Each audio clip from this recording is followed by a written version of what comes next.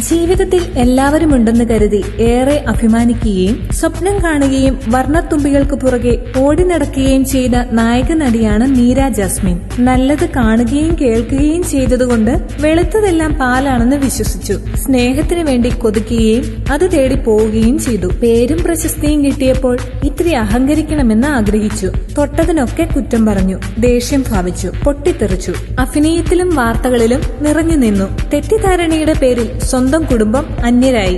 ഒടുവിൽ തനിച്ചായപ്പോൾ ഒരു പിടിവെള്ളി തേടി വൻ തുക പ്രതിഫലം വാങ്ങി. കൃത്യസമയത്ത് ലൊക്കേഷനിൽ ചെല്ലാതെ പേരുദോഷം വരുത്തി.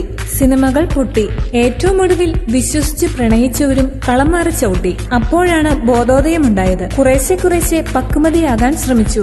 ജീവിതത്തിൽ ക്ഷമയില്ലാത്തതാണ് പല പ്രശ്നങ്ങൾക്കും കാരണമെന്ന് മനസ്സിലാക്കി. സിനിമയിൽ ധാരാളം കൂട്ടുകാരികളും ഉണ്ടെന്ന് വിശ്വസിച്ചതാണ് മറ്റൊരു അബദ്ധമെന്നും ബോധ്യമായി. ക്ഷമിക്കാനും സിനിമയിലെ കൂട്ടുകാരികളെ ഉപേക്ഷിക്കാനും തയ്യാറായപ്പോൾ മീര ജാസ്മിന് പുത്തൻ ഉണർവ് കിട്ടി, ഒപ്പം ആത്മവിശ്വാസവും.